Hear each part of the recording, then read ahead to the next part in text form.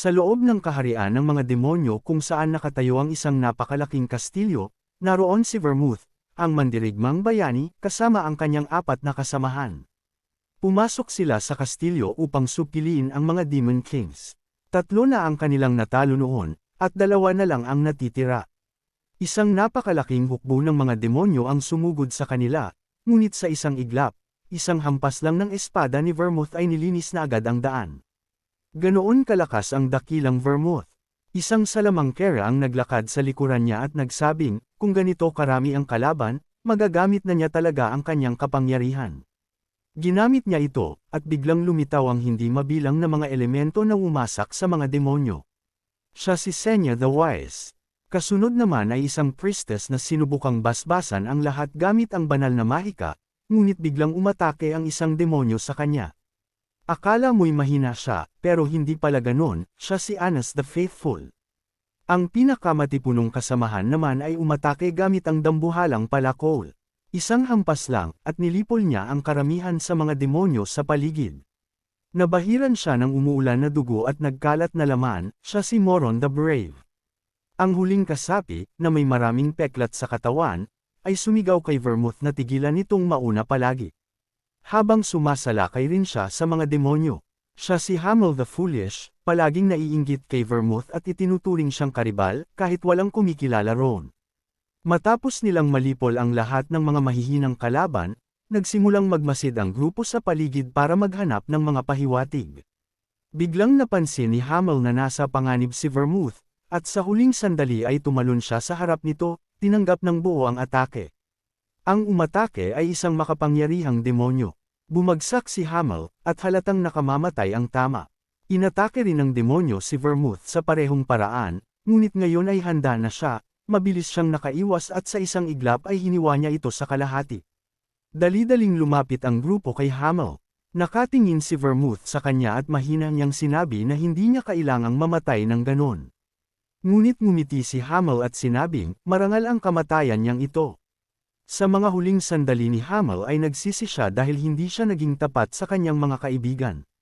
Inabot ni Hamel ang kanyang kamay at hiniling kay Vermouth na talunin ang mga Demon Kings. Hinawakan siya ni Vermouth at sa ngalan ng isang mandirigma ay nanumpa siyang pupuksain nila ang lahat ng mga Demon Kings. Ngumiti si Hamel ng may bahid ng panghihinayang at nakipagpayapaan sa lahat. Hiningi niya kay Anas na ipagdasal siya.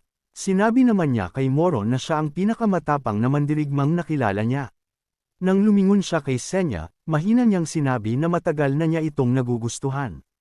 At doon nalaman natin na ang lahat ng ito ay isang kwento lamang, isang batang may kulay abong buhok at dilaw na mga mata ang nagbabasa nito. Inis niyang sinabi, na hindi naman niya sinabing gusto niya si Senya. Tinawag niyang kalokohan ang istorya. Sa tuwing binabasa niya ang walang kwentang aklat na iyon, nagagalit lang siya.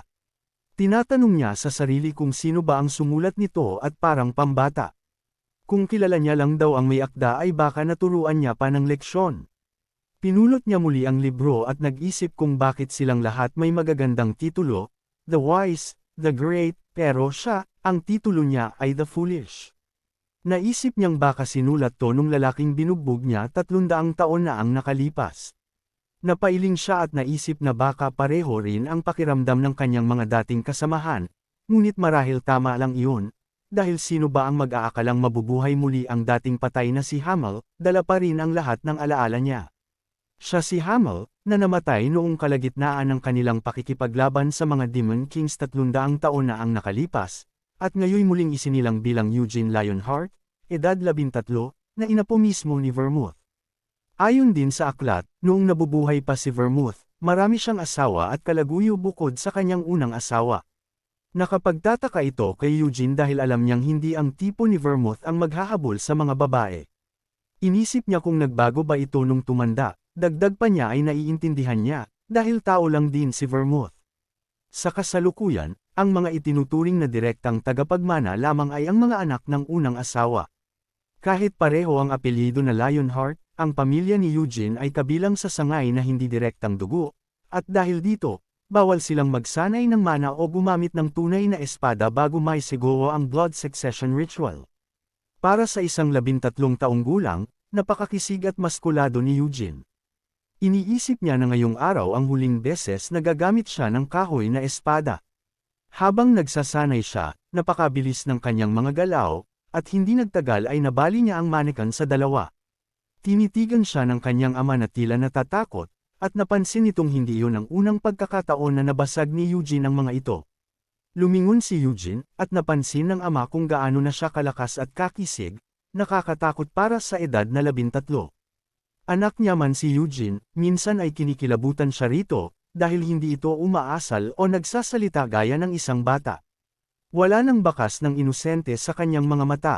At kahit na namatay ang kanyang ina noong siya'y sanggol pa, ni minsan ay hindi niya ito hinanap o na-miss. Sinabi ni Eugene na ang panday sa bayan na iyon ay puro kalokohan, ang mga produktong binibenta nito ay mababang uri at parang basura. Naiinis niyang sinabi na dapat ang pagbebenta ng ganitong klaseng kalakal dapat ay isang krimen at may karampatang parusa. Napakapit naman ng ama niya at mahina itong umubo bago sumagot na bibigyan niya ng babala ang panday. Pagkatapos ay idinugtong niya na bukas na nga pala ang blood succession ritual. Naisip ni Eugene na ang tinatawag nilang blood succession ritual ay isa lamang hangal na tradisyon ng mga Lionheart na ginagawa tuwing ika-10 taon. Lahat ng batang edad 10 hanggang 15, mula sa pangunahing angkan hanggang sa mga sangay na pamilya, ay kailangang magtipon sa tirahan ng pangunahing pamilya upang dumaan sa pagsubok na magpapakita kung sino ang karapat-dapat magdala ng apelyidong Lionheart. Ngunit malinaw ang kalamangan ng mga mula sa pangunahing angkan, dahil pinapayagan silang magsanay ng mana at tunay na mga espada mula pagkabata.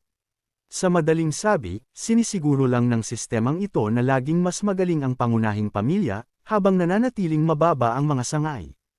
Tinitigan ng ama ang nabasag na mannequin at napabuntong hininga. Naisip niyang napakahusay ng anak niya, halos hindi niya moari kung paano niya ito naging anak. Bulong niya sa kanyang sarili na kung ipinanganak lang sana ito sa pangunahing pamilya. Kung hindi lang sana siya ganito katalino at malakas, baka hindi niya maramdaman ang bigat ng agwat sa pagitan ng kanyang talento at ng realidad. Napansin ni Eugene ang lungkot sa mukha ng kanyang ama at nagtanong kung bakit ito malungkot. Ngunit mabilis itong umiwas at sinabing wala iyon. Napangiti si Eugene at sa isip niya na siguro ay sinisisi niya ang sarili niya sa pagiging hindi magandang ama. Biglang hinawakan siya ng ama sa mga balikat at mariing sinabi na huwag siyang makipagkumpetensya sa mga anak ng pangunahing pamilya. Dahil kahit gaano pa daw siya katalino o kalakas, ay hindi niya matatalo ang mga ito, dagdag pa niya ay matagal na silang nagsasanay sa mana at tunay na espada. Ngumiti si Eugene at tumungo. Sinabi niyang hindi na siya makikipagkumpetensya, ngunit ito'y purong kasinungalingan. Sa isip niya, madali lang to. Parang makikipaglaban lang siya sa mga 10 taong gulang. Napansin ni Eugene ang isa pang mannequin, at habang papalapit dito ay napaisip siya na sa blood succession ritual bukas ay 3 ang magmumula sa pangunahing pamilya at 6 naman sa mga sangay. Isa sa 3 bata ng pangunahing pamilya ay anak ng unang asawa, at ang 2 pa ay kambal mula sa isa sa mga kalaguyo. Bukod sa 2 sangay na may mataas na katungkulan, ang natitirang mga pamilya ay maituturing ng talunan.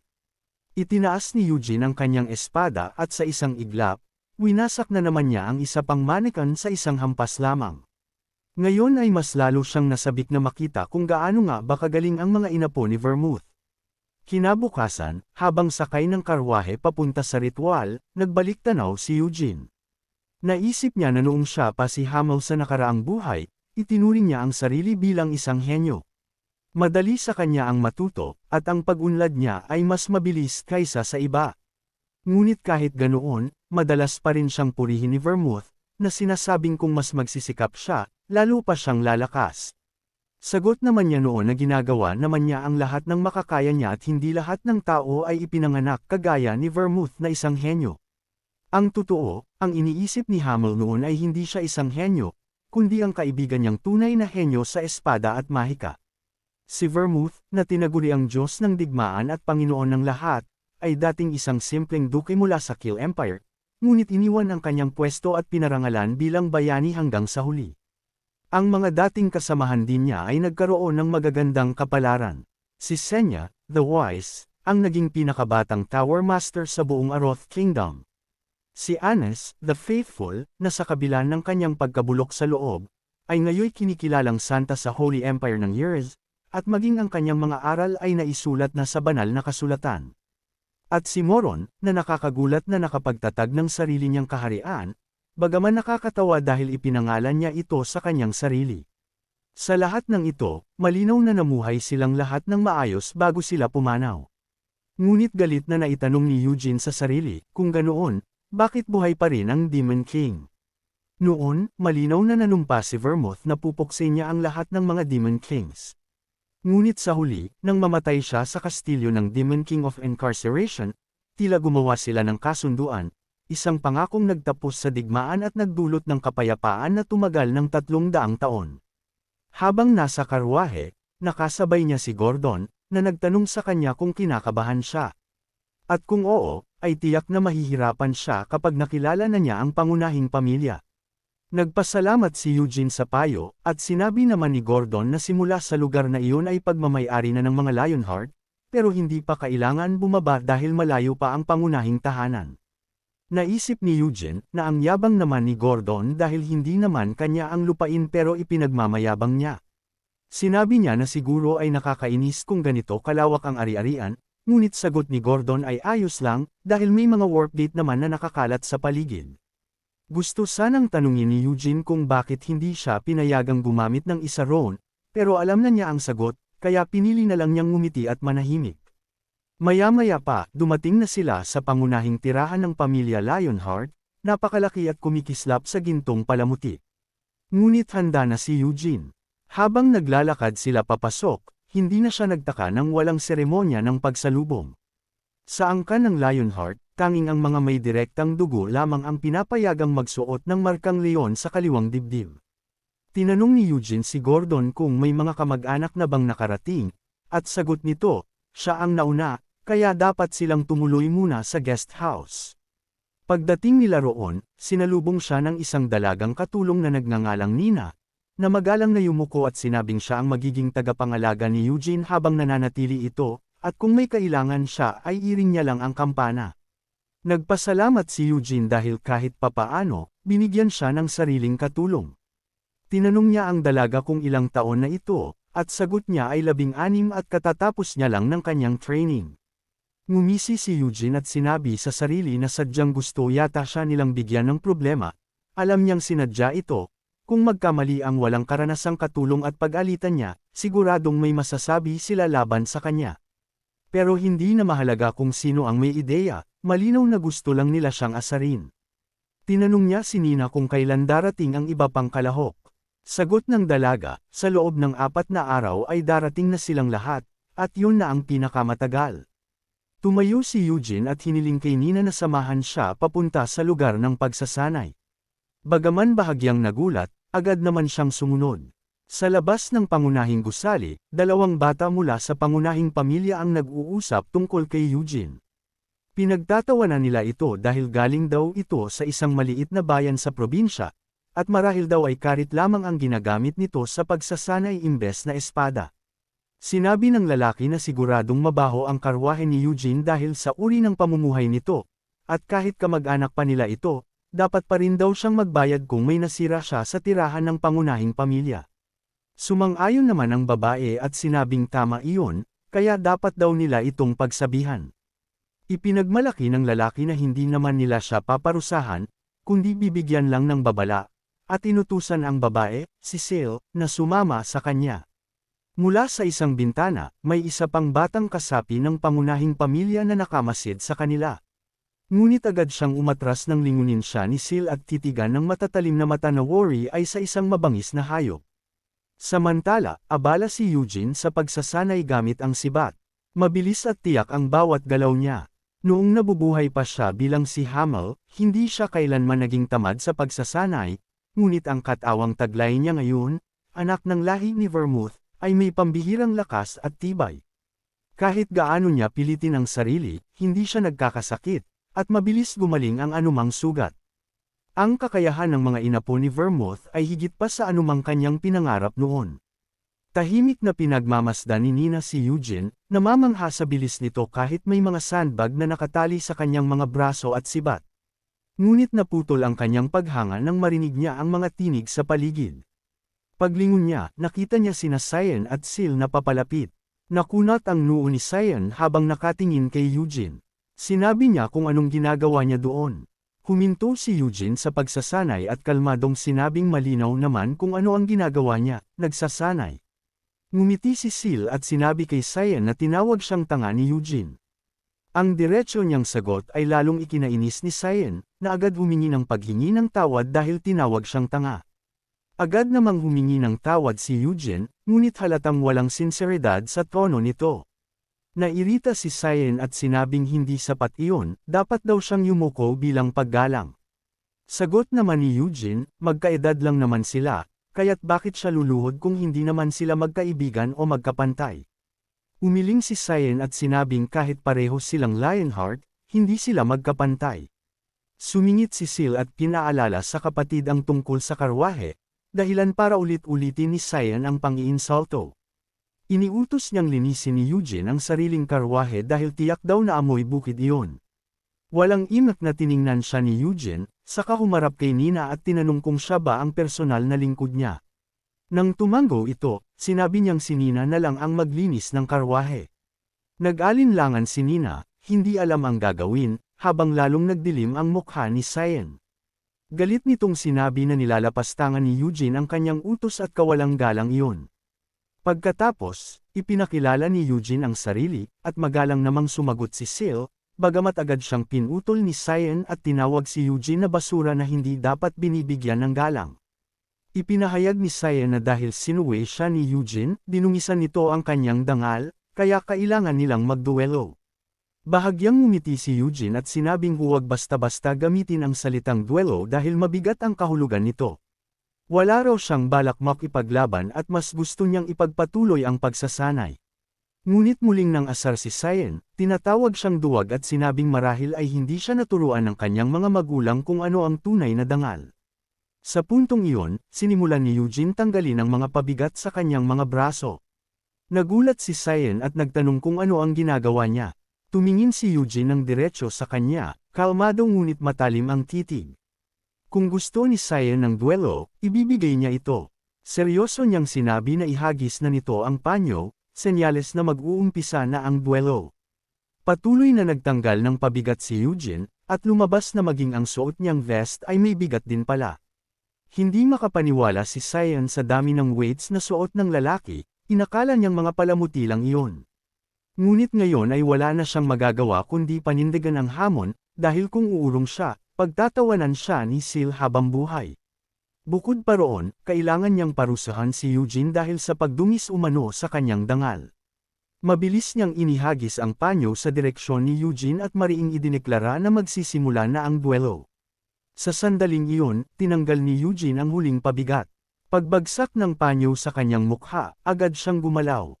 Isang mabilis na sibat sa tiyan ni Cyan, at tapos ang laban bago pa ito tuluyang magsimula. Napatakbo si Sil sa tabi ng kapatid, ngunit umatras agad nang makita kung gaano ito nagsusuka dahil sa tindi ng tama. Galit niyang tiningnan si Eugene at tinawag itong duwag. Sigaw niya ay hindi yun patas na laban. Kalmadong sumagot si Eugene na walang kaduwagan doon. Nagsimula ang laban nang ihagis niya ang panyo. Kasalanan niya kung bakit siya nagpa-relax. Hindi makasagot si Sil sa loika ni Eugene, ngunit mariin niyang sinabi, imposibleng walang mana si Eugene at siguradong sinanay na ito sa paggamit noon. Ngumiti si Eugene at sinabi, ang mga nasa sanga ng pamilya ay hindi pa pinapayagang gumamit ng mana bago ang blood succession ritual. Hindi naniwala si Sil at tinawag siyang sinungaling. Mariin niyang sinasabing walang taong makakagalaw ng ganoon kabigat ng walang mana. Dagdag pa niya ay ang bilis ng galaw nito, kahit nakabantay si Cyan, wala pa rin siyang laban. Napangisi si Eugene at sinabing mukhang hindi lang pangdekorasyon ang mga mata ng batang babae. Sumagot si Sil na talagang bastos ang bibig ni Eugene. Ngumiti lang si Eugene at pabirong sinabi na marami nang nagsabi niyan sa kanya. Pero inamin niya, hindi naman talaga natalo si Cyan nang walang laban. Dahil nang umatake siya, natural itong umatras para mabawasan ang pinsala. Dagdag pa ni Eugene na sa edad niya, iyon ay kahanga-hanga na. Saglit na tumigil si Eugene, tinitigan si Cyan na nakahandusay pa rin. Iniisip na may potensyal siya, pero hindi pa sapat para matawag na inapo ni Vermouth. Dahan-daang bumangon si Cyan, nanginginig ang mga kamay at hirap sa paghinga. Galit niyang sinabi kay Eugene na duwag ito. Napangiti si Eugene at sinabing, tunay ngang magkapatid sila, pareho ang kanilang mga sinasabi. Lumapit siya kay Cyan at malamig na sinabi na kung tunay siyang anak ng Lionheart, matuto itong tanggapin ang pagkatalo ng may dangal. Namula si Cyan sa hiya. Sa isip ni Eugene, alam niyang dapat ay naghinay-hinay siya, anak ito ng isang patriarka, at tiyak na magkakaproblema siya sa ginawa. Hindi nagtagal, may isang lalaking dumating, seryoso ang mukha at mabigat ang hakbang. Napansin agad ni Eugene na wala itong tatak ng leon sa dibdib, kaya marahil ay isa lamang itong kabalyerong upahan ng pamilya, ngunit batid niyang bihasa ito sa pakikipaglaban. Tumawag si Cyan, binanggit ang pangalang Heather, at agad siyang nilapitan ng lalaki. Ipinaalam ni Cyan na natalo siya sa isang taga-probinsya. Siya ang naghamon, pero siya ang natalo. Humarap si Heather kay Eugene at nagpakilala, sinabi niyang siya ang tagapagsanay ni Cyan. Tinanong niya rin kung sino ang ating bida. Sumagot si Eugene at nagpakilala at sinabi niyang taga-Giddel siya. Nang marinig ang lugar na Giddel, inihayag ni Heather na ang probinsyang iyon ay kung nasaan nakatira si Gerhard. Sumagot si Eugene na tama, at ama niya si Gerhard. Kumalma si Heather at nagtanong kung ano ba talaga ang nangyari dito. Kalmado ang sagot ni Eugene at ipinaalam na si Cyan ang unang naghamon sa kanya at ininsulto pa ang kanyang ama. Mariing itinanggi iyon ni Cyan, ngunit hindi siya pinakinggan ni Eugene.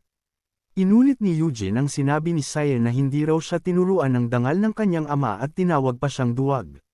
Tinanong niya si Heather kung hindi ba sapat na dahilan iyon para tanggapin ang duelo. Sandaling natahimik si Heather, saka tumango. Sumang-ayon siya kay Eugene at lumapit siya kay Cyan. Sinabi niya na ipagamot muna ang sugat nito. Habang inaalalayan ni Heather ang bata, kumaway si Sil kay Eugene.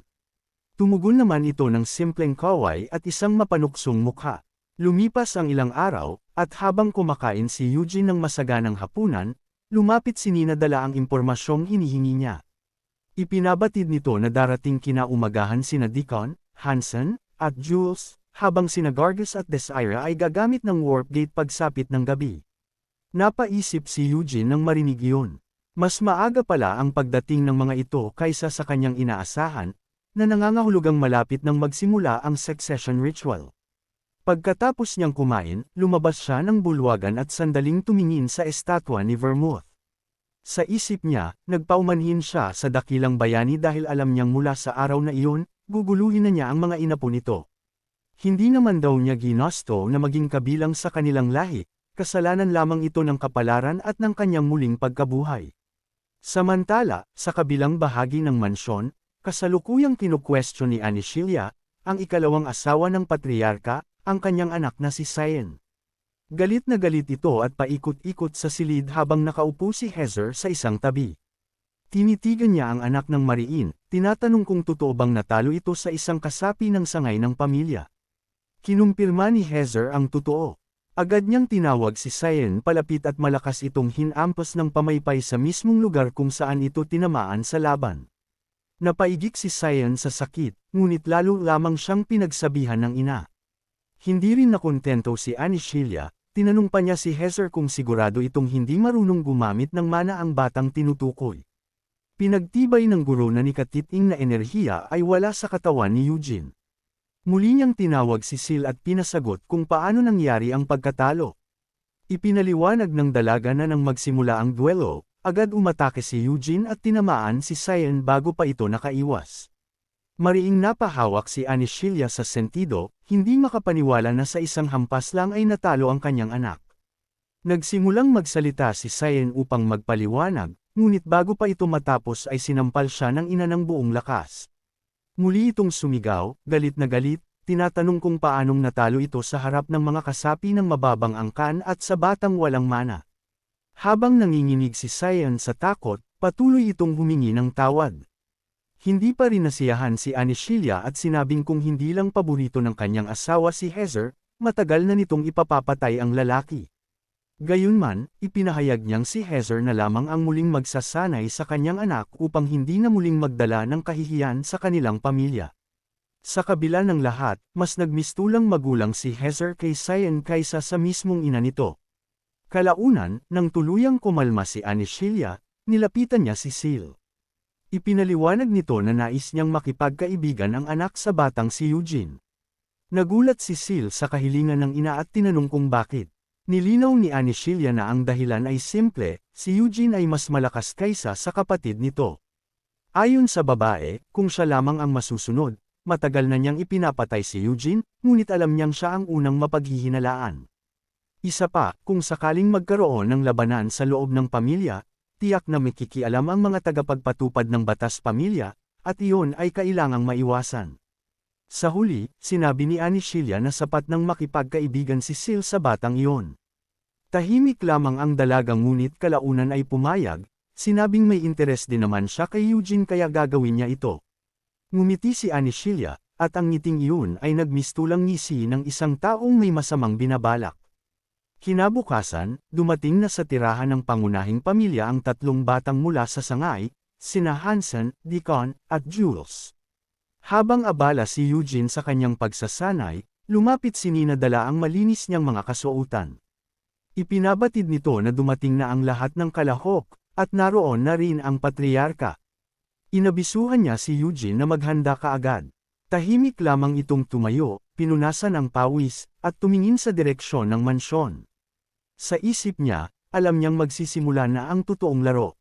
Napagtanto ni Eugene na maaantala siya kung magpapalit pa siya ng damit, kaya't nagpasya siyang humarap sa patriarch nang ganoon na lamang ang ayos niya. Habang naghihintay sila sa harap ng tarangkahan, sinipat ni Eugene ang paligid. Napansin niya ang ikalawang asawa, si Anishilia, at ang babaeng nakatayo sa unahan nito, ang unang asawa, si Dionis. Hindi rin nakaligtas sa kanya ang lalaking may lungkot sa mukha, ang panganay na anak ng pangunahing pamilya at unang tagapagmana, si Ayed Lionheart. Pagkaraan ng ilang sandali, dumating ang patriarch, si Gillard Lionheart, kasama ang kanyang nakababatang kapatid na si Kian. Paglapit pa lang niya, agad niyang tinungo si Ayed at tinanong kung gumaling na ang kanyang kakayahan. Iwas ang tingin ni Ayed at mahina ang tinig na sinabing ginagawa raw niya ang makakaya niya, gaya ng dati. Hindi natuwa si Gillard sa sagot na iyon at tumuloy na lang sa paglapit kina Cyan at Seal, pinuri kung gaano na sila kalaki mula nang huli niya silang makita. Pagkatapos, tumingin siya sa isa sa kanyang mga kapatid na si Guilford, binati ito sa pagkakaroon ng anak, at humingi ng paumanhin dahil hindi siya nakadalo sa ganoong kaganapan. Tumawa lang si Guilford at sinabing wala iyong problema. Maya-maya, tiningnan ni Gillard ang mga bata mula sa branch families at sinabi na dapat silang magsalo sa isang hapunan. Doon daw nila pag-uusapan ang nalalapit na blood succession ritual. Sa loob ng bulwagan, nagsiupo silang lahat sa mahabang mesa.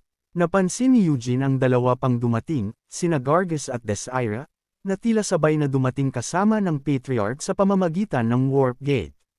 Batay sa kanilang asal at tindig, inisip ni Eugene na marahil ay mataas ang katayuan ng mga ito sa mga sangay ng Lionheart. Ngunit sa mga naroon, may isang lalaking kapansin-pansin, halatang hindi kabilang sa pamilya Lionheart. Napaisip si Eugene, dapat kasi ay ang patriarch at ang mga kalahok lang sa ritual ang naruroon. Napansin din ni Seal ang lalaki at tinanong ang kanyang ama kung sino ito. Ngumiti si Gillard at sinabing balak pa sana niyang ipakilala ito sa ibang pagkakataon, pero ngayong natanong na, mas mabuting gawin na nila ngayon. Tumayo ang lalaki at mahinahong nagpakilala na ang pangalan niya ay Rob Arian, at mula siya sa Red Magic Tower sa kaharian ng Aroth.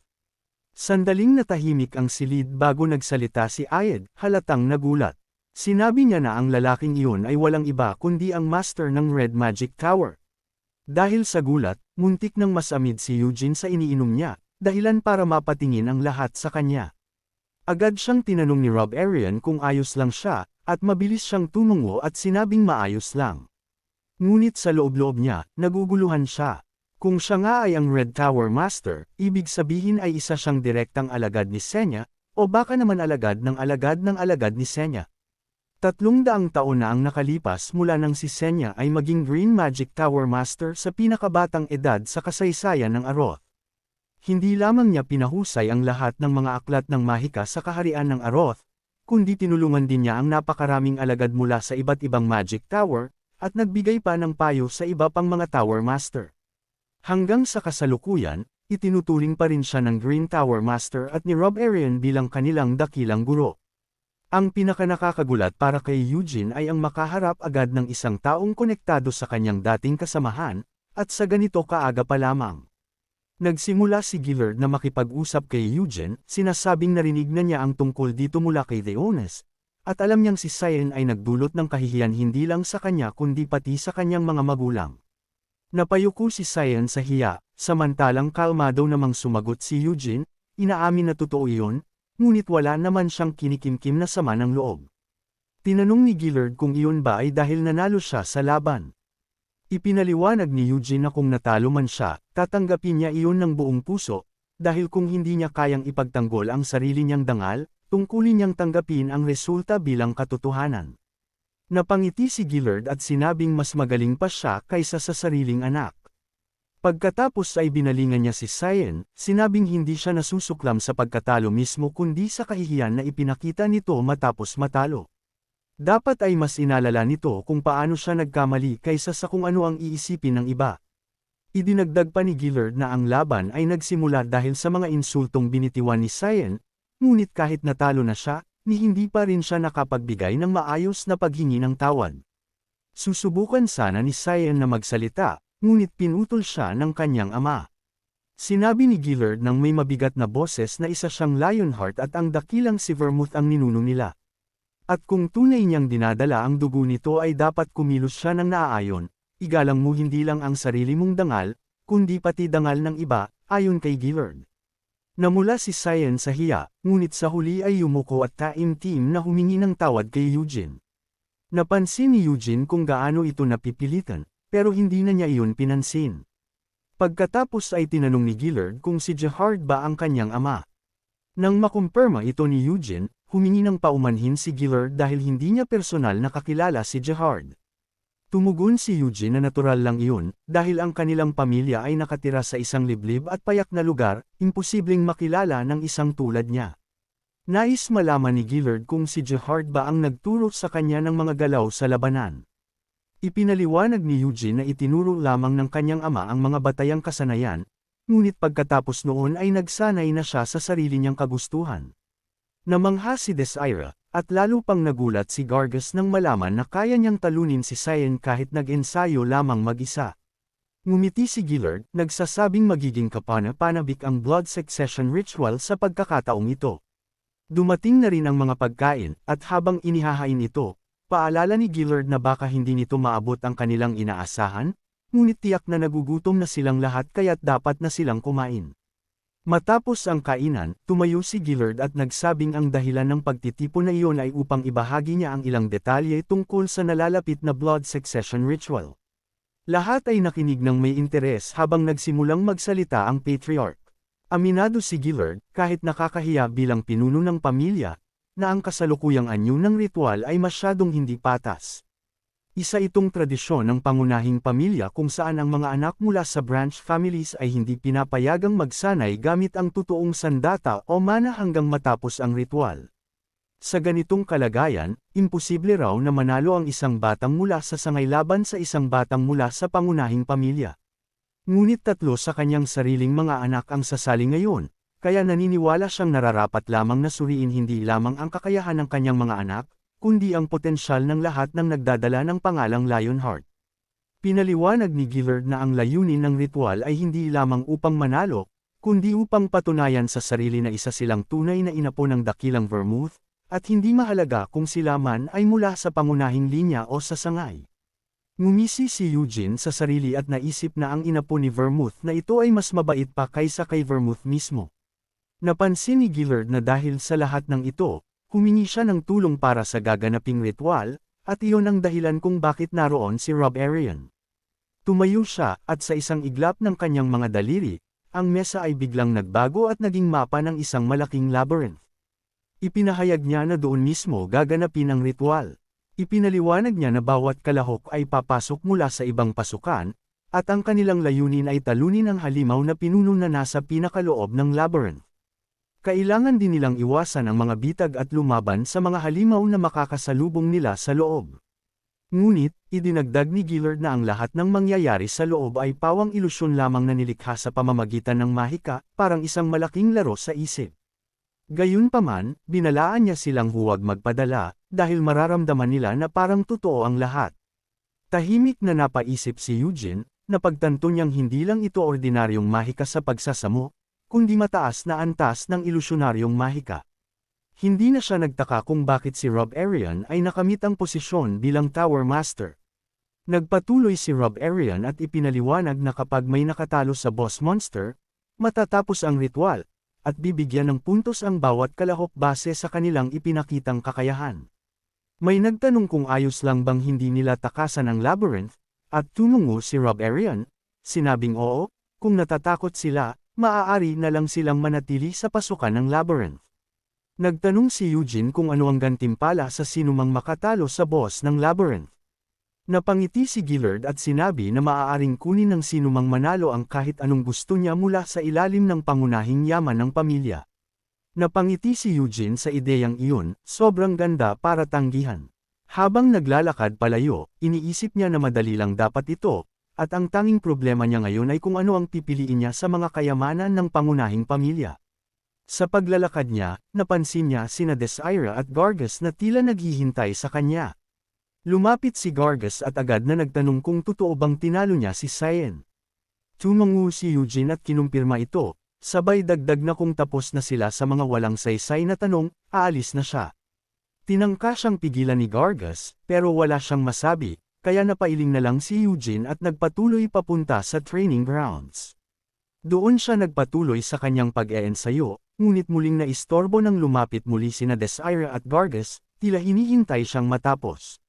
Si Desire ay may hawak na dalawang sibat, tig-isa sa bawat kamay.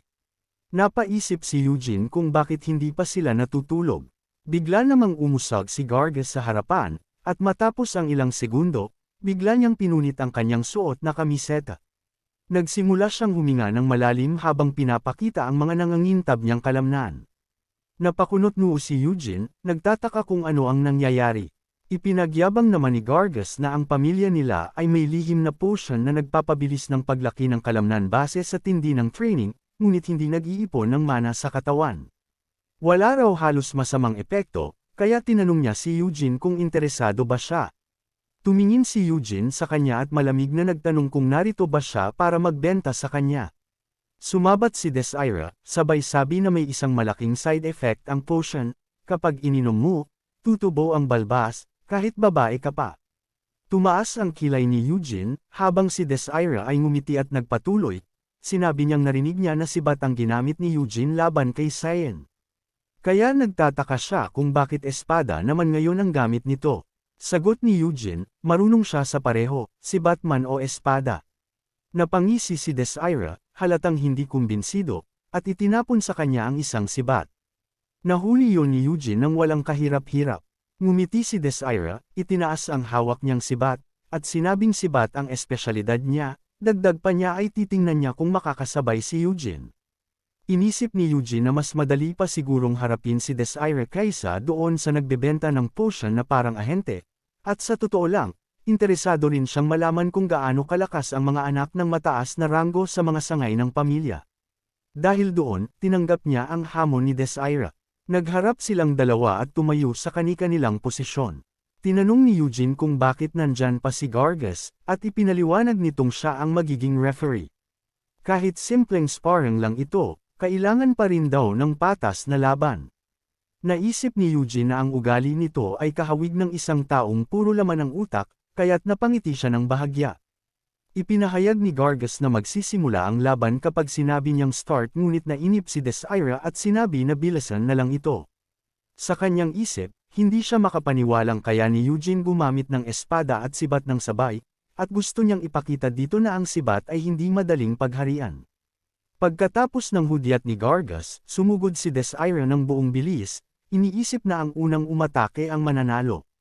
Ngunit bigla siyang huminto, nakaramdam siya ng nakakatakot na aura mula kay Eugene, isang presensyang malamig at nakakasakal, at napansin niyang wala itong kahit isang butas sa depensa. Tinignan siya ni Eugene at tinawag ang pansin kung bakit siya tumigil, dahilan para menos lalo si Desire at muling umatake. Mabilis siyang sumugod at inatake si Eugene, ngunit madali itong na-counter. Paulit-ulit silang nagpalitan ng atake, at habang naglalaban, napansin ni Eugene na kahit wala pang mana si Desire, magaling na ito, at dahil bata pa, napakaraming posibilidad para sa kanya. Pero sa kasalukuyang antas niya, hindi pa siya umaabot sa kakayahan ni Eugene. Habang patuloy niyang hinaharang ang bawat atake, napansin niyang ni minsan ay hindi siya natamaan. Nena si Desire at sinabihan siyang tumahimik, iniisip na kung patuloy itong mananatiling nakatayo lang at humaharang, tiyak na babagsak din ito sa susunod na atake. Muling sumugod si Desire at nagpalitan silang muli ng malalakas na hampas, hanggang sa nakapwesto siya sa likuran ni Eugene, inihahanda ang isang matinding tagpas na tiyak niyang hindi kakayanin nitong harangin. Ngunit sa isang iglap, itinaas ni Eugene ang kanyang paa at sinalo ang sibat, isang galaw na hindi inasahan ni Desire. Pilit niyang binawi ang sibat, ngunit huli na ang lahat. Nakatutok na sa mukha niya ang sibat ni Eugene. Inanunsyo ni Gargas na tapos na ang laban. Ang nanalo ay si Eugene Lionheart. Makalipas ang gabing iyon, ginising ni Gargas si Eugene para ipaalam na dapat silang magtulungan. Bahagyang naiinis si Eugene dahil iyon lang ang dahilan niya para manggising ng tao sa ganitong oras. Ipinaliwanag ni Gargas na gusto lang niyang marinig ang sagot nito tungkol dito. Sinabi ni Eugene na narinig na niya kanina ang mga detalye ng ritual, at nagtataka siya kung paano sila magtutulungan kung bawat isa ay papasok sa ibang pasukan ng labyrinth. Ipinaliwanag ni Gargas na lahat ng landas ay magtatagpo sa gitna, kung saan naroon ang boss monster. Dagdag pa niya, ang kambal mula sa pangunahing pamilya ay tiyak ding magsasanib puwersa, kaya mabuting magtulungan din sila. Tinanong ni Eugene kung ang ibig sabihin ba nito ay gusto niyang magtulungan sila para talunin ang boss monster, at tumungo si Gargas bilang tugon. Ngunit ngumiti lang si Eugene at sinabing kaya naman niyang gawin iyon mag-isa. Habang nakasandal sa pader, nagsalita si Desire na si Eugene ay masyado lang bilib sa sarili at hangal, ngunit kahit ayaw niya itong aminin, hindi niya may kakaila ang lakas nito. Idinagdag pa niya na kung sasama si Eugene sa kanila, siguradong madali nilang matatalo ang boss monster. Tinanong ni Eugene kung bakit ganon na lang ang pagkadesperado nila na talunin ang halimaw, at ipinaliwanag ni Desire na sa ritual na ito, kung saan parehong lumalahok ang mga anak ng pangunahing pamilya at sangay na pamilya, wala pa ni isa mula sa sangay na pamilya ang nanalo kahit minsan. Ngunit ngayon, may pagkakataon silang baguhin yun sa pamamagitan ng pagkakaisa. Tinanong niya kung hindi ba niya gustong ipakita sa pangunahing pamilya kung paano sila matatalo kahit minsan. Samantala, sa kabilang bahagi ng mansyon, si Anishilia ay nakatingin sa labas ng bintana, nag-iisip tungkol kay Rob Arian, na dumating para tumulong sa ritual. Inisip niyang malamang ay sinusuri ni Rob Arian si Ayed upang maging disipulo nito. Mula pagkabata pa lang, mas hilig na ni Ayed ang magbasa kaysa makipaglaban, kaya't malaki ang potensyal niya sa mahika. Kung sakaling maging disipulo nga ni Rob Arian si Ayed, kakailanganin niyang iwan ang tirahan ng pamilya. Sa panahong iyon, siguradong lalago pa ng husto sina Cyan at Sil, kaya kusang mawawala sa kanya ang karapatang maging tagapagmana. Ngunit ang pinakaalalahanin ni Anishilia ngayon ay ang ritual ng pagmamana mismo. Hanggat nabubuhay siya, tatawagan pa rin na anak ng isang kabit ang kanyang mga anak. At ang tanging dahilan kung bakit mayroon pa silang katayuan ngayon ay dahil hindi niya hinayaang lamunin sila ng kahihiyan. Gayunpaman, hindi pa rin niya matanggap na tinalo ng isang bata mula sa sangay ng pamilya ang kanyang anak. Sa isip niya, mas gugustuhin pa niyang si Eugene ang unang makalabas ng labyrinth, dahil kung siya ang unang makakatalo sa ritual, mapapahiya ang pangunahing pamilya, at matatakpan ang pagkatalo ni Cyan. 4 na araw ang lumipas, at dumating na ang araw ng ritual ng pagmamana. Lahat ng kalahok ay nagtipon, at si Rob Arian ay naghanda ng mahika bago ibinigay sa bawat isa ang isang asul na orb. Ipinaliwanag niya na unang hakbang ay gawin muna nila ang kanilang mga sandata, kailangan nilang hubugin ang liwanag mula sa orb ayon sa sandatang nais nilang gamitin. Nagsimula silang lahat, at si Sil ang unang nakatapos. Nakagawa siya ng rapier at sinubukan ito sa ere. Tinanong niya kung ano ang mangyayari kung masira ang sandata. Napatawa si Rob Arian at ipinaliwanag na parehong gawa sa mahika ang espada at ang labyrinth, kaya't hindi ito mababasag sa loob. Tinanong ni Sil kung maaari ba siyang gumawa ng hayop imbes na espada, At ipinaliwanag ni Rob Arian na maaari siyang gumawa ng manika o golem, ngunit hindi ng buhay na nilalang. Nagtanong si Ayed kung bakit, at ipinaliwanag ni Rob Arian na ito ay isang uri ng ipinagbabawal na mahika. Ang pagbibigay buhay sa nilalang ay isang biyayang likas lamang sa mga nabubuhay na nilalang, at iyon ang dahilan kung bakit ito bawal. Namangha si Ayed sa sagot na iyon. Samantala, si Gargus ay nakalikha na ng kanyang sandata, isang napakalaking greatsword. Sinabi niyang kamukha ito ng espada na ginagamit niya sa kanilang tahanan, ngunit mas makatotohanan at mas magaan. Sinabayan naman ito ng pang-aasar ni Desira, na nagsabing wala namang nagtatanong. Hindi nagtagal, nakabuo rin siya ng sariling sibat, habang ang iba naman ay puro espada ang nilikha. Samantala, si Eugene ay gumawa hindi lang ng espada, kundi pati isang kalasag. Napatingin si Seal sa kanya at tinanong kung ano ang gagawin niya kung magkita sila sa loob ng labyrinth, makikipaglaban ba siya?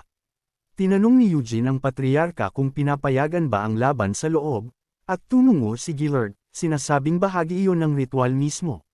Gayunman, pinaalalahanan niya silang lahat na ang tamang paghusga at pagtutulungan ay kasing halaga rin ng pakikipaglaban, dahil sila ay isang pamilya na nagdadala ng iisang pangalan.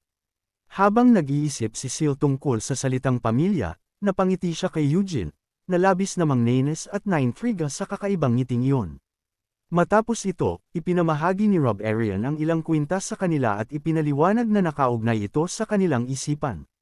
Kapag nakaramdam sila ng matinding takot o pagkalito sa loob ng labyrinth, mag-a-activate ang kwintas, at sa sandaling iyon, ituturing niya itong isang mapanganib na sitwasyon at agad siyang makikialam. Napansin ni Eugene na isang safety tool lamang ito upang maiwasan ang mga aksidente, habang idinagdag ni Rob Arian na kung gusto nilang lumabas, maaari nilang pindutin ang kwintas at humingi ng tulong. Matapos ang lahat ng paghahanda, handa na silang pumasok sa labyrinth. Papasok silang lahat sa iisang pasukan, ngunit pagkapasok ay automatiko silang magkakahiwalay. Lahat sila ay nagtungo sa malaking tarangkahan, at bago tuluyang pumasok, binati ni Seal si Eugene ng good luck, na napilitan namang bumati rin pabalik. Pagpasok ni Eugene, natagpuan niya ang sarili sa isang makipot na pasilyo. Naalala niyang nakaranas na siya ng ganitong uri ng lugar sa kanyang nakaraang buhay, at napansin niyang sarado ang kisame. Sinubukan niyang ihampas ang espada at napansin na masyadong masikip ang espasyo, kaya hindi angkop ang mga sandatang may mahabang abot. Dahil dito, tama ang naging pagpili niya ng espada at kalasag, isang klasikong kombinasyon na halos walang talo sa karamihan ng sitwasyon. Inisip niyang hindi naman magiging mahirap ang pagsubok na ito, dahil ginawa lamang ito para sa mga bata. Sa ganoong pag-iisip, ginawa niya ang unang hakbang sa loob ng labyrinth. Samantala, sa ibang bahagi, isang kalahok ang inatake ng maliliit na slime. Sa takot, nagsimula itong ihampas ang espada ng walang direksyon, hanggang sa madikit ito sa sahig. Sa labis na takot, humingi siya ng tulong, kaya agad na lumitaw si Rob Arian at sabay silang tinransport palabas ng dungeon. Makalipas ang isang oras mula nang magsimula ang succession ritual, 3 na agad ang nabigo. Pinagmasdan sila ni Gillard na may bahid ng pagkadismaya sa mga mata, saka sinabing dapat na muna silang magpahinga.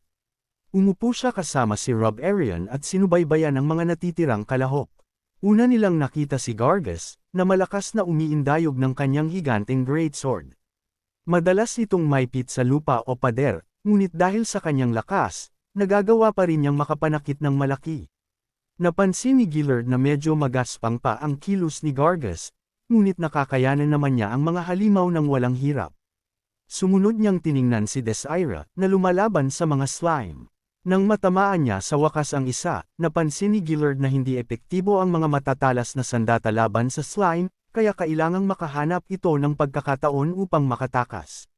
Sa isip ni Gillard, matalino at mabilis mag-isip si Desira, at mas pinapahalagahan niya ang paglabas sa labyrinth kaysa sa pakikipaglaban. Pagkatapos, itinutok niya ang atensyon kay Cyan, na nakakita ng ilang patibong. Naalala ni Gillard na bago pa ang ritual, binigyan na ni Anishilia ng mapa ng ilang labyrinth si Cyan at Seal, kaya napag-aralan nila ang mga posibleng patibong. Pumulot si Cyan ng maliit na bato at itinapon ito sa harap, dahilan para lumabas ang napakaraming palaso mula sa pader. Pinuri siya ni Gillard dahil maingat siya at marunong umiwas sa mga bitag, isang hindi masamang taktika. Sa huli, napunta ang tingin ni Gillard kay Seal, na kasalukuyang nakikipaglaban sa isang goblin. Umatake ang goblin, ngunit mabilis itong naiwasan ni Seal, at agad siyang sumugod kapag may pagkakataon. Habang papunta siya sa gitna ng labyrinth, napunta siya sa isang dead end, kaya nagpa siyang bumalik sa dating sangangdaan. Napangiti si Gillard at inisip na magaling si Seal sa mabilis na pagdedesisyon, may malawak na pag-iisip, ngunit nananatili pa rin siyang bata at medyo padalos-dalos. Lumipat si Gillard ng pansin kay Ayed, na sa mga sandaling iyon ay nahaharap sa isang goblin. Sa halip na matakot, namangha si Ayed sa kung ano ang kayang gawin ng mahika. Nang umatake na ang goblin, ilang beses niya itong nablock, at sa huli, nagawang hiwain ito ng kanyang espada, ngunit kahit pagkatapos noon, patuloy pa rin siyang humahanga sa kapangyarihan ng mahika. Napatingin ng mas malapitan si Rob Arian, at napansin niyang labis ang interes ni Ayed sa mahika. Sinabi ni Gillard na mahilig na talaga ito sa mahika mula pagkabata, at dating tinuturuan ng isang salamangkero mula sa kabisera na inimbitahan nila noon. Gayunpaman, hindi na ito nagpatuloy sa pag-aaral ng sining na iyon. Tinanong ni Rob Arian kung bakit, at ipinaliwanag ni Gillard na sumuko si Ayed dahil sa mapait na realidad. Pinili niyang ituon ang sarili sa pagiging patriarka, alinsunod sa kagustuhan ng kanyang ina. Bukod dito, hindi naman nakatutulong ang mahika sa tunggalian para sa tagapagmana. Sinabi ni Rob Arian na ang landas ng mahika ay mahirap, kahit na puno ito ng walang hanggang posibilidad. Sumang-ayon si Gillard, sabay sabing sana ay ipagpatuloy ni Ayed ang landas ng mahika kung talagang may alab pa ito sa puso niya. Idinagdag niya na kung ganoon nga, tiyak na hindi nito matatanggihan ang pagkakataong maging alagad ng Red Magic Tower Master. Sagot ni Rob Arian, hindi pa siya makakapagbigay ng tiyak na sagot, ngunit isasama niya si Ayed dahil kilala niya ang bata. Gayunman, kung hindi ito karapat-dapat maging alagad, hindi niya ito pipilitin. Sang-ayon si Gillard, dahil wala naman siyang balak pilitin iyon, gusto lamang niyang ipagkatiwala ang kanyang pag-asa sa mga pangarap ni Ayed. Dagdag pa niya, mas mataas ang paggalang ni Ayed kay Senya the Wise kaysa kay Vermouth, na siya mismo nilang ninuno. Ngumiti si Rob Arian at sinabing pareho sila, dahil mas gusto rin niya noon ang mga kwento ni Senya kaysa sa mga pakikipagsapalaran ni Vermouth. Si Senya raw ay palaging nakakaisip ng kahangahangang solusyon kapag nasa panganib ang kanyang mga kasama. Tumango si Gillard at sinabing nabasa rin niya ang mga kwentong iyon noong siya'y bata pa, ngunit hindi sina Vermouth o Senya ang paborito niya. Tinanong ni Rob Arian kung sino ang tinutukoy niya, ngunit bago pa siya makasagot, naagaw ang atensyon ni Gillard sa ginagawa ni Eugene. Sa harap nila sa Magic Projection, nakikita nila si Eugene na nakikipaglaban sa isang napakalaking troll. Sinubukan ng halimaw na ipukpok si Eugene sa lupa, ngunit nasalag ito gamit ang kanyang kalasag, dahilan upang makapagbitaw siya ng sunod-sunod na mga mabilis at tiyak na atake. Parehong namangha sina Gillard at Rob Arian sa eksenang iyon. Nang tuluyang mapabagsak ni Eugene ang troll, napabulalas si Gillard na kahanga-hanga iyon para sa isang 13 taong gulang, hindi pa nga raw siguro ito nakalaban ng tunay na troll dati, ngunit hindi ito natakot at nagawa pang tapusin ang laban ng malinis at may tiwala sa sarili. Ang troll ay sumabog sa gintong liwanag, at lalo pang namangha si Gillard, at sinabing iyan si Eugene Lionheart. Sinabi ni Rob Arian na ang mga troll ay hindi talaga nilagay doon upang labanan ng mga bata, kundi bilang mga patibong na dapat nilang iwasan, kaya't katulad din siyang nabigla. Idinagdag ni Gillard na bata pa si Eugene, ngunit napakatalino at may pambihirang talento, kung saan sumang-ayon si Rob Arian, sabay sabing, ang tawag sa mga batang tulad niya ay mga henyo. Sa kabilang dako, nakipaglaban din si Gargus sa isang troll, ngunit malubha na siyang sugatan at halos wala ng lakas. Gayunpaman, nagsikap pa rin siya at muling sumugod, at sa isang mabilis na pag-iwas, nagawang hiwain ang troll, na nagbigay sa kanya ng pagkakataong tapusin ang laban. Pagkatapos nito, huminga siya ng malalim at umatungal na parang hayop, bago tuluyang naglaho ang troll at bumagsak siya sa lupa. Sa isip niya, hindi siya makapaniwala na kaya nitong butasin ang mga kalamnan na ipinagmamalaki niya at basagin pa ang kanyang tadyang. Ang mga troll, ayon sa kanya, ay tunay na malalakas na nilalang. Bago pa makalaban ang troll, tinamaan na siya ng iba't ibang patibong, kaya malubha na ang mga sugat niya, at sigurado siyang gayon din ang iba pang mga kalahok. Sa kawalan ng lakas, bumagsak siya at nawalan ng malay. Samantala, si Cyan ay nakaharap din sa isang troll, at sa sarili niyang pag-iisip, naunawaan niyang ang halimaw na ito ay hindi talaga nilikha para talunin nila. Ginamit ni Cyan ang isang bato upang ilayo ang pansin ng troll, at sa sandaling lumingon ito, ginamit niya ang pagkakataon para tumakbo palayo bago pa mapansin ito. Habang tumatakbo, nakasalubong niya si Seal, na agad nagsabi na nagmula sila sa magkaibang panig ng labyrinth, ngunit nakita pa rin nila ang isa't isa sa gitna ng paglalakbay. Sabi ni Cyan, patunay lang iyon na papalapit na sila sa gitna, at natuwa siya dahil maaari na siyang sundan ni Seal upang hindi ito maligaw. Pumayag naman si Seal, habang si Cyan ay lihim na nag-iisip, mula nang mapahiya siya sa harap ng kapatid niya dahil kay Eugene, ito na ang tamang pagkakataon para makabawi sa nasirang reputasyon niya. Habang naglalakad, napansin ni Seal na mula nang pumasok sila, iba't ibang klase ng halimaw ang lumilitaw, kaya't tinanong niya kung posible ring may mga multo. Bahagyang napatigil si Cyan, at may halong kaba sa boses niyang tinanong kung natatakot ba siya sa mga multo. Ngumiti siya ng pilit at sinabing huwag itong mag-alala dahil paprotektahan niya ito. Ngunit pagliko nila sa kanto, biglang lumitaw si Desira, balot ng dugo at hingal na hingal. Napasigaw si Cyan ng malakas sa gulat, at sumigaw din si Desira ng sabay, habang si Seal ay nanatiling nakatingin lamang, tila naguguluhan. Pagkatapos, galit na tinanong ni Cyan si Desira kung bakit siya nito tinakot. Ngunit sinabi ni Desira na siya ang unang sumigaw, kaya nagulat din siya.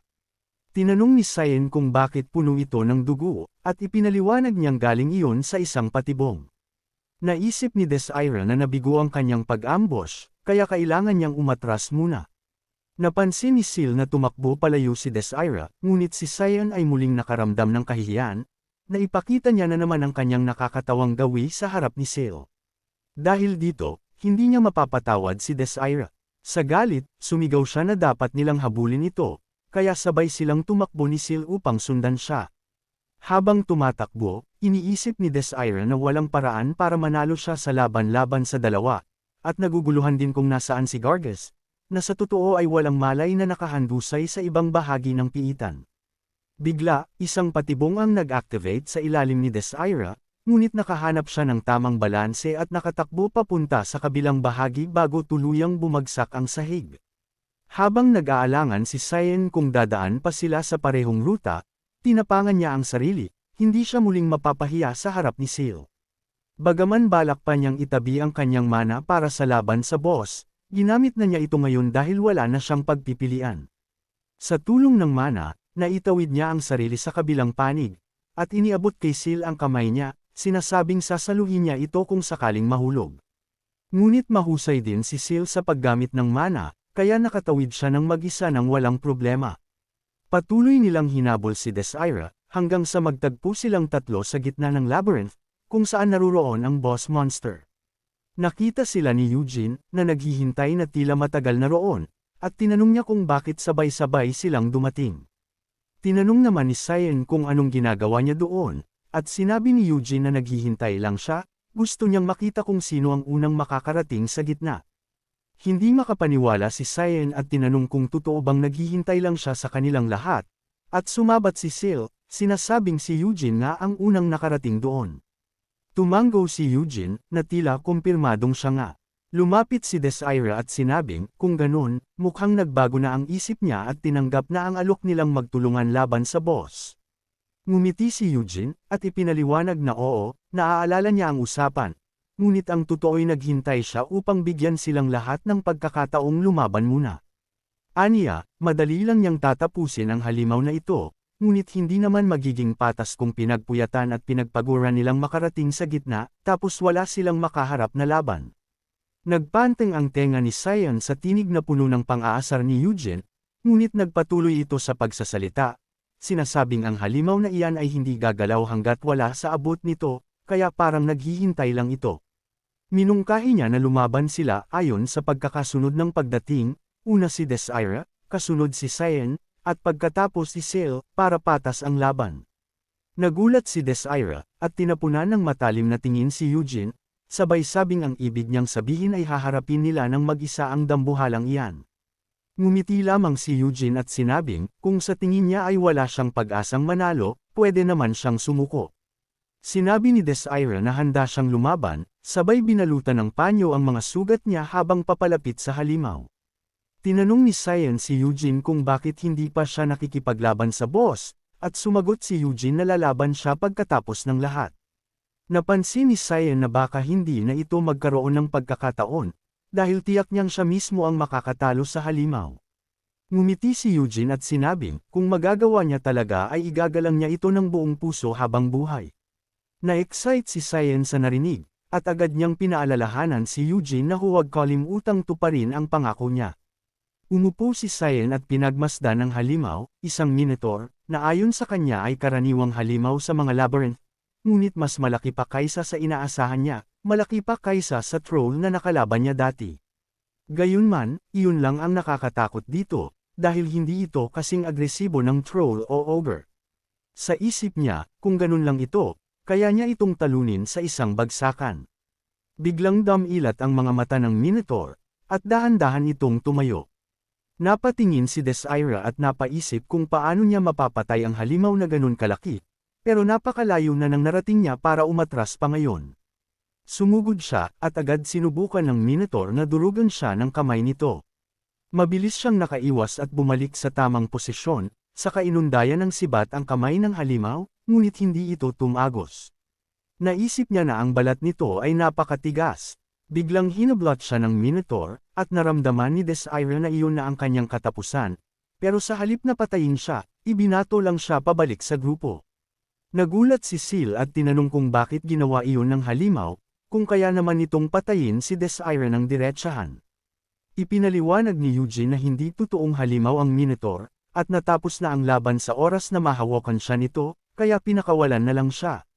Tumayo si Cyan, dahil turno na niya, at mayabang na sinabi na ipapakita niya kay Eugene ang tunay na agwat ng isang sangay ng pamilya at ng pangunahing pamilya. Ngumisi lang si Eugene, habang naiinis naman si Cyan sa kanyang ekspresyon. Iniisip niya na baka akala ni Eugene na hindi niya kayang talunin ang isang dambuhalang baka. Inactivate ni Cyan ang kanyang mana, sabay sabing dapat panoorin ito. Binalutan niya ng mana ang kanyang espada, at napansin ni Desire na ito ay Sword Aura, isang kapangyarihang kayang hamatiin ng kahit anong bagay. Ngunit alam niyang para maipakita ito, kailangan ng mahigit isang dekadang pagsasanay sa mana, kaya nainis siya sa agwat ng pangunahing pamilya kumpara sa kanila. Napahanga rin si Eugene, iniisip kung paano nakakayanan ni Cyan ang ganitong teknik sa murang edad. Alam ni Cyan na hindi niya kayang panatilihin ang aura ng matagal, pero sapat na ito para tapusin ang halimaw sa harap niya. Ngunit biglang naglaho ang aura, at sa takot, pinagwasiwas niya ang espada na para bang sinusubukang ibalik ang kapangyarihan. Naalala ni Eugene ang sinabi ni Gillard tungkol sa ritual na ito, na ang layunin ay subukan ang potensyal ng mga nagdadala ng dugo ni Vermouth, at hindi mahalaga kung sila ay mula sa pangunahing pamilya o sa sangay. Naunawaan ni Eugene na ang labyrinth na ito ay nilikha ni Rob Arian, at tila sinadya niyang gawin itong lugar kung saan hindi maaaring gumamit ng mana. Kung ganun, pantay ang laban ng lahat, pangunahing pamilya man o sangay. Nakatulala pa rin si Cyan, hindi makapaniwala sa nangyari, at hinikayat siya ni Eugene na sumuko kung sa tingin niya ay wala siyang tsansang manalo, dahil sayang lang kung mabubugbog siya ng walang saysay. Tiningnan ni Cyan si Seal, na nakatingin sa kanya ng may kumikislap na mga mata, at pinatatag niya ang loob niya. Hindi ko kailangan ng sword aura para talunin ang halimaw na ito, sabi niya sa sarili. Sumugod siyang muli ng buong tapang, at habang sinusubukang dakmain siya ng minotaur, nakailang beses siyang nakaiwas at nakapagsaksak, ngunit pawang mabababaw na sugat lamang, hindi sapat para mapabagsak ang halimaw. Muling umiwas si Cyan sa kamay ng halimaw at inundayan ang binti nito, ngunit naharang iyon ng minotaur gamit ang tuhod, saka nahawakan siya at ibinato palayo. Napabuntong hininga si Eugene, iniisip na sa huli, natalo pa rin si Cyan. Tinitigan lang siya ni Cyan, halatang wala nang magawa, habang sinabi ni Seal na ayaw niyang lumaban dahil hindi niya rin magagamit ang kanyang sword aura. Inisip ni Eugene na mas matalino talaga si Seal kaysa sa kapatid niya, sabay dinampot ang kanyang espada at kalasag habang lumalapit sa Minotaur. Tinanong ni Sil kung sigurado ba siyang kaya niyang manalo, at sumagot si Eugene na hindi siya sigurado, na matatalo siya ng halimaw, na parang sinasabi niyang hindi siya sanay matalo. Pumasok siya sa abot ng pag-atake ng Minotaur at napaisip kung paano niya ito papatumbahin. Bigla itong sumugod, ngunit mabilis siyang umiwas at sinubukang akyatan ang kamay nito. Tinangka siyang hulihin ng kabilang kamay, ngunit nabigo ang halimaw, kaya nakarating si Eugene sa tuktok ng ulo nito. Sinubukan ng Minotaur na suntukin siya, ngunit naiwasan ito ni Eugene, kaya nasuntok ng halimaw ang sarili nito. Natahimik ito ng ilang sandali, at ginamit ni Eugene ang pagkakataon upang sunod-sunod na tamaan ang iisang bahagi, ang leeg. Napatulala ang lahat sa pinapanood nila. Napansin ni Desire na paulit-ulit niyang tinatamaan ang parehong bahagi. Sa isang huling hampas, bumulwak ang dugo ng halimaw, at bumagsak ito ng tuluyan. Panalo si Eugene. Pinunasan niya ang espada, sabay tumingin kay Cyan at tinukso ito kung nakita niya iyon. Hindi agad nakakibo si Cyan, at nang makapagsalita ay sinabi niyang hindi dapat magyabang si Eugene, dahil kaya rin niyang patayin iyon kung nagamit lang niya ang sword aura. Alam ni Eugene na may katotohanan sa sinabi nito, ngunit hindi pa rin niya magagawa iyon ng kasing galing ng ginawa niya ngayon. May kakaibang pakiramdam siyang bumabalot sa kanya ngayon, hindi takot, kundi isang matinding pananabik na di niya maipaliwanag. Unti-unting naglalaho ang paligid ng labyrinth, at sinabi ni Sil na opisyal nang tapos ang ritual. Pinanood ni Gillard at Rob Arian ang nangyayari, at hindi makapaniwala si Gillard na isang bata mula sa sangay ng pamilya ang nakapagpabagsak ng isang Minotaur mag-isa. Pinagpapawisan si Rob Arian, at sinabi niyang ang Minotaur ay isang halimaw na napakahirap harapin ng solo, kaya ang ritual ngayon ay dapat nakabase sa pagtutulungan, para labanan ito sa iba't ibang paraan bilang isang grupo. Pero sa halip, isang bata lang ang nakagawa ng lahat ng iyon. Tinatanong niya ang sarili kung sino ba talaga ang batang iyon. Ngumiti si Gillard, at ipinaliwanag na matagal nang nagsasanay si Eugene, paulit-ulit, at kahit pagdating niya sa pangunahing tahanan. Dagdag pa niya nagpadala siya ng mga tao sa bayan ni Eugene para mang-alap ng impormasyon tungkol sa kanya. Ayon sa kanya, sikat si Eugene sa pagiging matyaga, at ang kanyang katawan ay perpekto para sa martial arts, isang hiyas na natuklasan lang dahil sa ritual na ito. Tinanong ni Rob Arian kung hindi ba siya nagagalit dahil mas namumukod tangi si Eugene kaysa sa mga anak niya mismo. Kung ganito na ang agwat nila ngayon, paano pa kung makapagsanay siya gamit ang mana? Ang potensyal ni Eugene ay halos walang hangganan. Ngumiti si Gillard at sinabing maganda iyon, dahil kay Eugene, mas lalo pang sisikat ang pangalan ng Lionheart. Ngunit ang mabigat na tanong ni Rob Arian ay paano kung balang araw, gusto niyang maging patriarch. Tahimik na tumingin si Gillard kay Rob Arian sa loob ng ilang segundo bago nagsalita. Sinabi niyang makatarungan lamang na ang pinakamalakas sa lahat ang maging patriarch. Kung ang kanyang mga anak ay hindi kayang panindigan ang posisyon, wala na rin silang magagawa tungkol dito. Para sa kanya, kung sila ay mahina at madaling maagawan ng karapatan sa kapanganakan. Ibig sabihin ay hindi sila karapat-dapat sa simula pa lang. Bahagyang tumango si Rob Arian, ngunit sinabi niyang hindi niya dapat pag-usapan ito ng masyado. Dahil isa lamang siyang tagalabas. Kasabay nito, pinawalang bisa niya ang mahikang tolda na nakapalibot sa kanila. Bago tuluyang umalis, sinabi pa niya kay Gillard na matagal na silang magkaibigan. Kaya gusto niyang magbigay ng payo. Dapat niyang ampunan si Eugene. Nanlaki ang mga mata ni Gillard sa narinig. At sumabat si Rob Arian, sinasabing, ang isang bata mula sa sangay ng pamilya na nakalampas pa sa mga anak ng pangunahing pamilya ay tiyak na magiging usap-usapan sa buong angkan. May mga maitim na loob pa nga na maaaring magsimulang magtipon at magtanim ng inggit o plano. Nagpasalamat si Gillard sa ideya at sinabing totoong ang maganda ang kanyang mungkahi. Ngunit sa ngayon, mas mahalaga muna na batiin ang mga bata sa kanilang nagawa. Pagkatapos ng ilang sandali, dumating na mula sa kagubatan ang mga bata. Pumila silang lahat, at sinimulang suriin ni Gillard ang bawat isa. Napatingin siya kay Ayed, na hindi man lang umabot sa gitna ng labyrinth. Dahil masyado itong naaliw sa mga mahikang nakita. Bagaman may kaunting pagkadismaya, alam niyang natural sa bata ang pagkamausisa.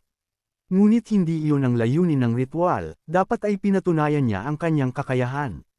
Sa kabilang banda, sina Cyan at Seal naman ay nakarating sa gitna. At kahit hindi nila natalo ang Minotaur, ay nakasurvive sila sa mga traps at halimaw. Isang patunay ng kanilang potensyal na lalago pa sa hinaharap. Pinuri ni Gillard ang lahat, sinasabing nasubaybayan niya ang bawat isa sa kanilang paglalakbay. At ipinagmamalaki niya ang lahat ng kanilang pinakita. Pagharap niya kay Eugene, sinabi niyang sa lahat ng lumahok. Si Eugene ang pinaka-nakakamangha. Nagpasalamat si Eugene, at tumango si Gillard. Idinagdag niyang ang paraan ng pagharap nito sa mga traps at halimaw ay kahanga-hanga. Lalo na ang laban nito sa troll, kung saan lumabas siya ng walang galos.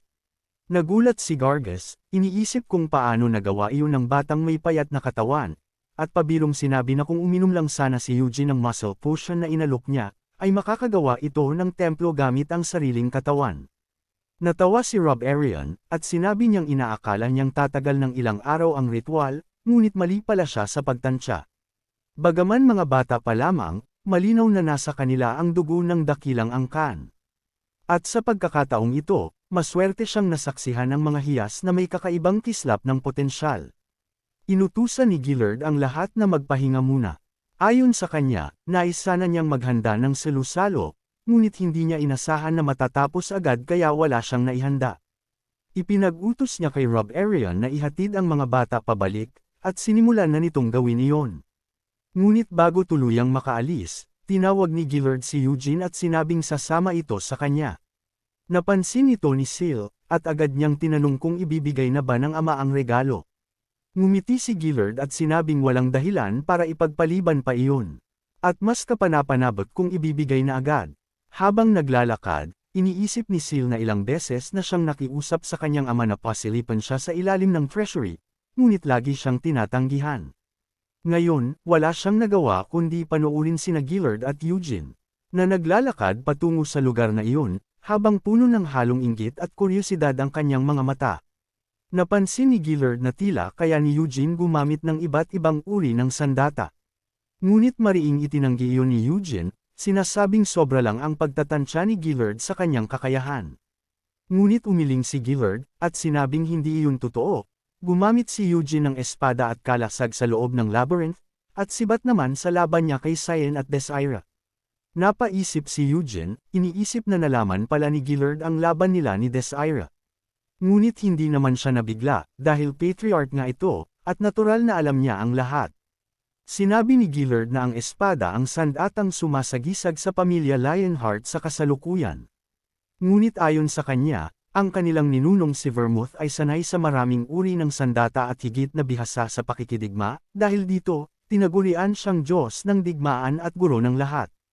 Ngunit hindi lamang si Vermouth ang ganon, ang kanyang kasamahan na si Hamel ay pangalawa sa kasanayan, kasunod lamang ni Vermouth. Bahagyang tumikim si Eugene at sinabi na sa mga librong pambata na nabasa niya, tinawag si Hamel na hangal. Tumawa si Gillard, sinabing nabasa rin niya ang librong iyon noong bata pa siya, at kung tutuusin, kung hindi nagdulot ng gulo si Hamel. Malamang ay nakatulog siya sa sobrang pagkabagot. Dagdag pa niya, kung siya lang ang tatanungin, mas gusto niya si Hamel kaysa kay Vermouth. Nagulat si Eugene at naisip kung bakit mas gusto ito ni Gillard. Ipinaliwanag ni Gillard na mas tao si Hamel kumpara kay Vermouth. Sa kwento, si Hamel ay palaging nakakaramdam ng pagiging mababa kumpara sa kanyang kasamahan. Ngunit hindi siya kailanman sumuko. Sa huli, isinakripisyo pa niya ang sarili para sa kanyang mga kasama at sa buong mundo. Naunawaan ni Eugene na ang mga librong pambata ay sadyang may mga aral, ngunit napangiti siya, sinasabing si Hamel din ang pinakagusto niya. Iniisip niyang kung may mabuting bagay na nararamdaman, nararapat lamang itong pahalagahan. Maya-maya, dumating sila sa pasukan ng vault. Yumuko ang mga bantay at pinapasok si Gillard. Habang bumababa sila sa hagdan, sinabi ni Gillard na si Eugene ang kauna-unahang taong hindi patriarch na makakapasok sa lugar na ito. Nag-alinlangan si Eugene at tinanong kung ayos lang bang naroon siya. Ngunit tumango si Gillard, sinabing pinangako na niya na may makukuha si Eugene mula rito, at napagkasunduan na rin ito ng mga elder ng Senado. Alam ni Eugene kung sino ang tinutukoy, sila ang mga matatandang leon ng Lionheart, kabilang na ang dating patriarch, at maging ang mga mataas na miyembro ng mga sangay na pamilya ay kumikilala sa kanila. Tinanong ni Eugene kung ano ang laman ng kayamanan, at ipinaliwanag ni Gillard na ang mga laman nito ay mga pamana na inipon sa loob ng daan-daang taon, kasama na ang mga bagay na iniwan mismo ni Vermouth. Nausisa si Eugene kung naroon din ang banal na espada, at tumungo si Gillard, ngunit ipinaliwanag niyang hindi ito maaaring angkinan ng kahit sino, dahil ito ay simbolo ng dugo ng Lionheart. Sinabi ni Eugene na sayang, ngunit ayon kay Gillard, may mas malalim pang dahilan, dahil mula nang pumanaw si Vermouth, wala nang sinuman ang kinilala ng banal na espada. Nagtaka si Eugene kung ano ang ibig sabihin nito, ngunit sabi ni Gillard, malalaman niya iyon kapag siya na mismo ang humawak sa espada. Pagdating nila sa malaking pintuan ng vault, kinagat ni Gillard ang sarili niyang daliri at ipinatak ang ilang patak ng dugo sa lalagyan, na siyang nagbukas ng pintuan. Sinabi niya kay Eugene na pumasok na ito, at siya naman ay mananatili sa labas upang hindi maapektuhan ang magiging pagpili ni Eugene. Nagpasalamat si Eugene sa konsiderasyon, at pumasok siya sa loob habang dahan-daang nagsasara ang pintuan sa likod niya. Pagkapasok, bahagya siyang ngumiti, ang unang layunin niya ay makuha ang banal na espada. Ang espadang ito ay mula pa sa mga panahong mitikal, at galing sa banal na imperyo ng Yeres, isang sandatang ipinagkaloob ng Diyos. Noon, nang masil ito sa Central Temple, agad nitong kinilala si Vermouth bilang tunay na may-ari.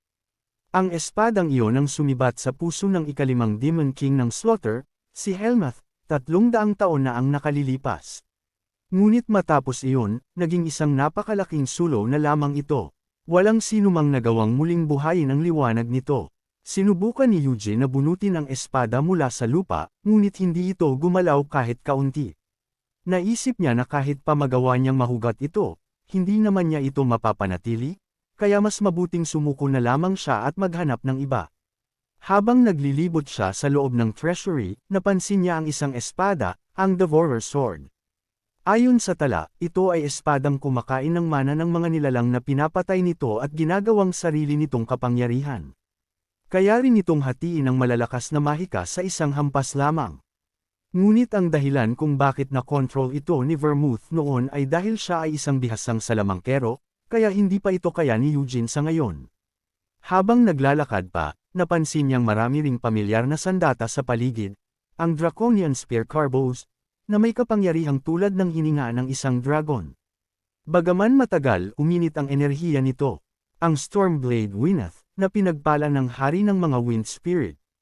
Ang Lightning Bow Pernoa, na kayang tumawag ng kidlat kahit gaano kalayo ang target, ang Flying Elusive Sword Jabal, na kapag pinuspos ng mahika ay nahahati sa mga piraso at nagiging latigo, at ang Shield of Gaiden, na kayang ipadala sa kawalan ang anumang ataking tinatanggap nito. Wala ni isa sa mga ito ang makakapagpabigo sa kanya kung pipiliin niya, ngunit napaisip siya kung ito na nga ba ang lahat ng taglay ng Lionheart. Nasaan ang Demonic Spear, o ang Moonlight Sword? Ngunit naalala niyang mahigit 300 taon na ang nakalipas, kaya malamang ay kinuha na ng mga kasunod na henerasyon ang mga pinakamatitinding sandata para sa sarili nila, mga sakim na nilalang, bulong niya sa isip. Habang nagmumuni-muni, napagtanto niyang ang pinakaangkop na sandata para sa kanya ngayon ay ang Stormblade, ang espada ng hangin. Sa tulong nito, maaari siyang tumawag ng mga Wind Spirit, at kung sakaling sapat ang kanyang mana, maging ang hari ng mga spirit ay pwede niyang tawagin. Alam niyang napakahirap ng spirit magic, dahil kahit isang bihasang salamangkero ay hindi makokontrol ang kahit isang mababang uri ng espiritu kung wala siyang talento. Ngunit kung makukuha niya ang Stormblade, magiging posible ito. Gayunman, nasa loob siya ng treasury. Kaya minabuti niyang maglibot pa, baka sakaling may mas espesyal pang bagay. Pagdating niya sa bahagi kung saan nakalagay ang mga alahas at aksesorya, isang kwintas ang agad na umagaw ng kanyang pansin, at mabilis niya itong kinuha. Nanlaki ang kanyang mga mata. Iyon ay ang parehong kwintas na suot niya noong nakaraang buhay bilang si Hamel. Isang alaala mula sa kanyang mga magulang, na pinatay ng isang halimaw. Nakamit man niya ang kanyang paghihiganti, hindi niya kailanman tinanggal ang kwintas na ito hanggang sa kanyang huling hininga. Ngayon, nagtataka siya kung bakit narito ito. Kinuha ba ni Vermouth ang kanyang bangkay? Kung ganoon, bakit naman niya ito iiwan para kalaw-angin? Naalala niya ang pangako sa pagitan ng Demon of Incarceration at ni Vermouth, isang kasunduang nagbigay ng kapayapaan sa mundo. Bagaman 2 sa 5 Demon King ay buhay pa rin. Noon, nangako silang sabay-sabay nilang papatayin ang 5 Demon King, ngunit ngayon, hindi niya lubos maintindihan kung anong uri ng pangako ang naganap. At kung iniwan ni Vermouth ang kanyang alaala rito, ano nga ba talaga ang iniisip ng taong iyon? Naisip ni Eugene na marahil ay kulang sa puwersa ang grupo para talunin ang natitirang mga Demon King matapos siyang mamatay. Hindi niya gustong kamuhian si Vermouth o ang mga kasamahan nito, dahil tiyak na may mabigat na dahilan kung bakit hindi nila natapos ang laban. Bagaman napakaraming sand at ang gusto niyang makuha, hindi niya magawang iwanan ang alaala ni Hamel upang mabulok lamang sa loob ng kayamanan ng Lionheart. Paglabas niya mula sa vault, nagulat si Gillard nang makita kung ano ang napili ni Eugene. Ipinaliwanag ni Eugene na ito ang pinaka-nagustuhan niya. Sinabi naman ni Gillard na napakaraming kayamanang mas dakila sa loob, ngunit tugon ni Eugene, masyado pang mabigat para sa kanya ang iba sa ngayon. Hiningi ni Gillard na masilayan ang kwintas, at nang kanyang tingnan, napansin niyang tila isa lamang itong simpleng alahas, magaspang ang pagkakayari, walang espesyal na enerhiya o mahika. Kaya nagtaka siya kung bakit ito naroon sa kayamanan ng pamilya. Itinapat niya ito sa bustong ulo ng leon, at biglang nagninggas ng pulang liwanag ang mga mata ng rebulto. Muling nagsalita si Gillard, sinabing ang kwintas na ito ay hindi nakarehistro sa talaan ng treasury.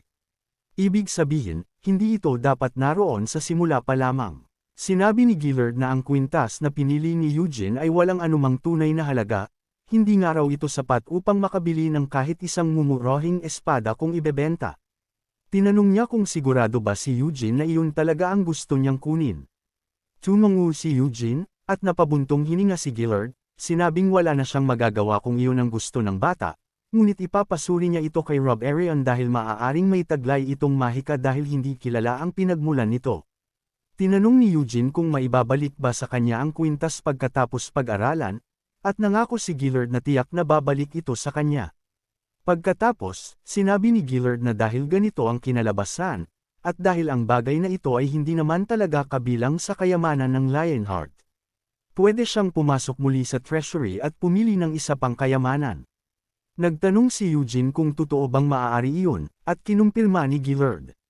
Ipinaalala na nangako siya na papayagan siyang pumili ng isang kayamanan mula roon. Nagpasalamat si Eugene at agad na bumalik sa loob, iniisip na napakaluwag ng pag-iisip ng Patriarch, isang nakakagulat na katangian mula sa isang inapo ni Vermouth. Ngunit sa pagkakataong ito, wala nang dahilan para magdalawang isip, kaya kinuha niya ang Stormblade. Inilabas niya ito mula sa kaluban at ngumiti, iniisip na ang espada ng hangin ay pagmamay-ari na niya ngayon. Maraming salamat sa panunood. Kung nagustuhan mo ang video na ito, huwag kalimutang i-like, mag-subscribe, at i-share sa mga kaibigan mo. I-click na rin ang notification bell para lagi kang updated sa mga susunod nating kwento. Hanggang sa muli, kita-kits sa susunod na kabanata.